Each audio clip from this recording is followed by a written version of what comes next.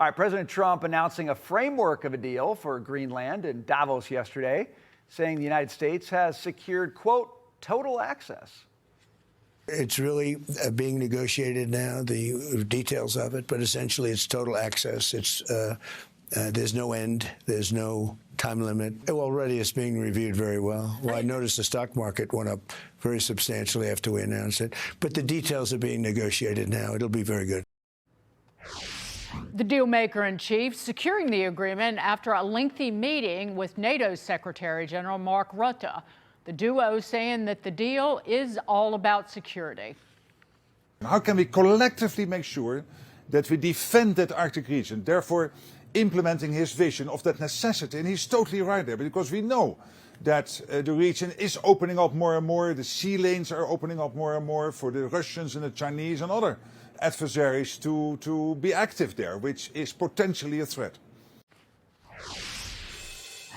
Joining us now, House Foreign Affairs Committee member, Florida Congresswoman Anna Paulina Luna. Congresswoman, we're glad to have you tonight. Thanks for being with us. Thank you. Let me ask you about the total access deal, okay? Some people have said, look, the United States had a lot of access to Greenland already. I think it was a 1951 agreement that gave us that. So the question is, kind of what's the added thing here? What else did President Trump get by talking tough with Europe, going to Davos, and doing this deal? Well, look, I haven't seen the framework, but I would assume and anticipate that it has to do with probably maybe actual U.S. property and or holdings territories, maybe in the form of military installations, probably a very large one.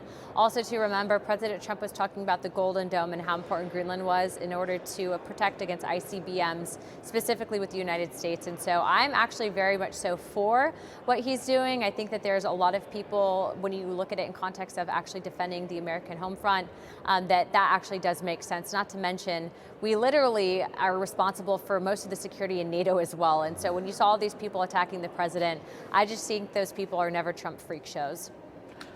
Congresswoman, coming up on the midterms, you are going to have to speak to the American people about what's in it for us, working Americans. What do we get out of this? Because just there was a poll, Quinnipiac did a poll second week of January asking about would you support or oppose the United States trying to buy Greenland. Of course, that's not in this framework, but it was more than half, 55%, opposed it. So you've got to speak to why should we care about this?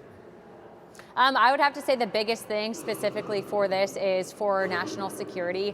Again, ICBMs are a real threat with the development, especially of things like some of these massive drones that we have, sometimes that can fly at high altitudes, delivering payloads, etc. I think that it's really changed the way and the shape in which we conduct ourselves in a war landscape. But not just that, I mean, obviously, I think a lot of concern for the American people would be potentially how much it would cost to buy Greenland. But again, that's not being discussed any further. And I do think that it'll probably likely result in U.S., similar to what we do with embassies in foreign countries. So the U.S. would own certain parts or maybe territories of Greenland. But again, I'm interested in seeing some of that framework because it's definitely been a hot topic on foreign affairs. Well, let's stay on the topic of things that cost money. Tomorrow, the State Department is set to finalize an expansion of the Mexico City policy, further tightening restrictions on U.S. foreign aid payments on a series of items, including abortions and gender ideology and DEI policies.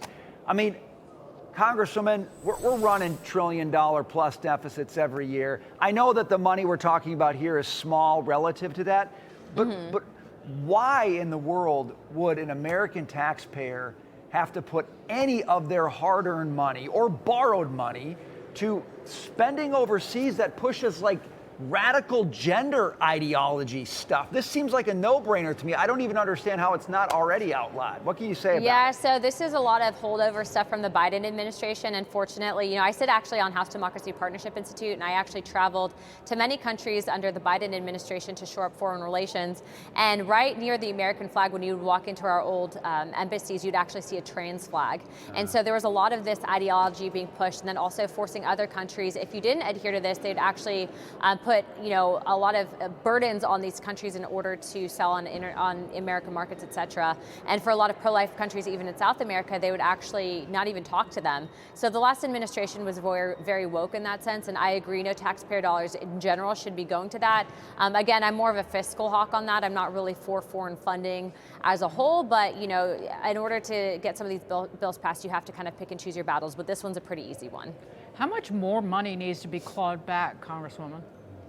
I would have to say that about half of the State Department's budget, specifically in regards to foreign aid, et cetera, should probably be clawed back. But again, I think, we just had a minibus bill that was passed today where they allocated over $5 billion specifically for refugee resettlement, in addition to providing funding to hospitals that are known to perform trans surgeries. So it's like, you have Republicans, even then, still voting for this. And so obviously that's not acceptable. But I think, Elon's been pretty helpful in that sense, calling it out where it is. And I do think in the midterm, you're going to see a big change. A lot of the Republican Party has been shifting to more of a fiscally conservative base. So we'll see. Real quickly, I'm fiscal hawk enough to say you shouldn't be paying for that stuff in our borders. Forget about outside of our borders. The waste is staggering. I hope you take not a scalpel, but like a hatchet to these budgets. Would you please at least let Americans know what the heck their money's being wasted on? Congresswoman, we're out of time. We got to leave it there. It's nice to see you. Thanks for sharing that with us. Thanks. All right.